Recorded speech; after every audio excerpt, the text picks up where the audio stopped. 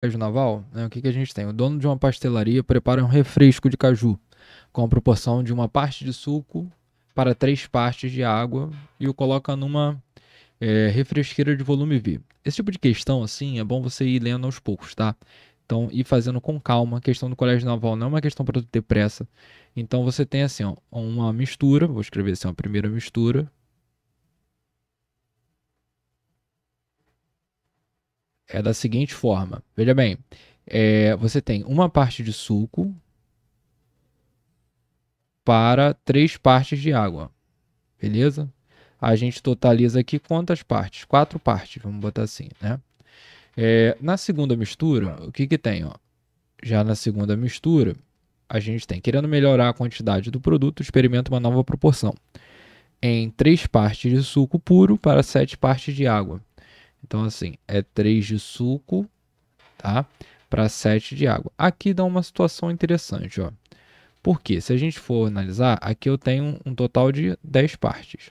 Né? Ali em cima eu teria um total de 4 partes. Gente, o que acontece? Ele fala assim, ele vai tirar o mesmo volume, né? Ele fala, e coloca numa outra frasqueira de mesmo volume V. Como não gostou do resultado e para evitar prejuízo, resolveu misturar os dois conteúdos da refresqueira num recipiente maior.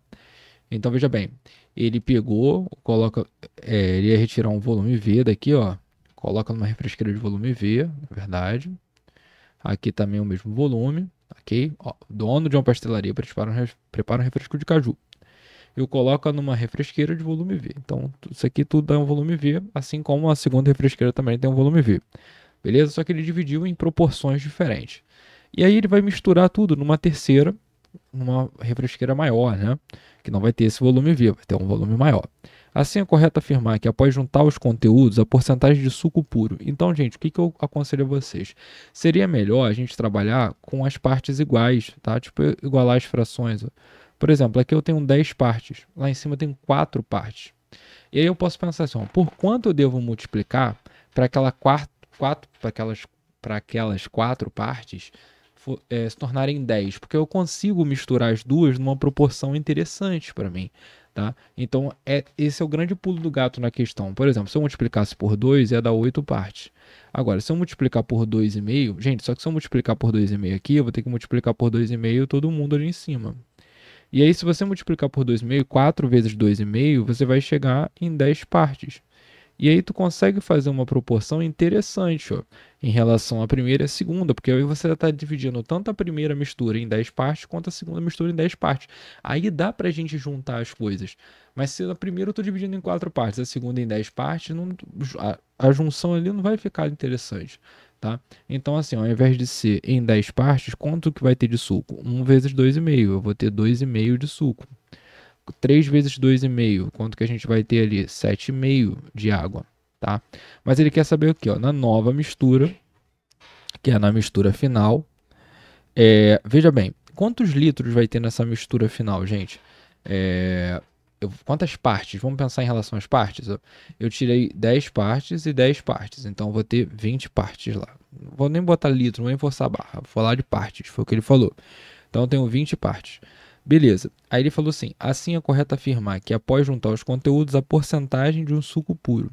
Quanto de suco puro vai ter aí? Tá? Vamos selecionar o suco puro de caneta, deixa eu ver aqui, verde. Tá? Vamos lá. Suco puro.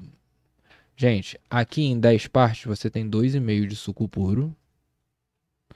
Ó, quanto de suco puro a gente tem na segunda mistura? 3.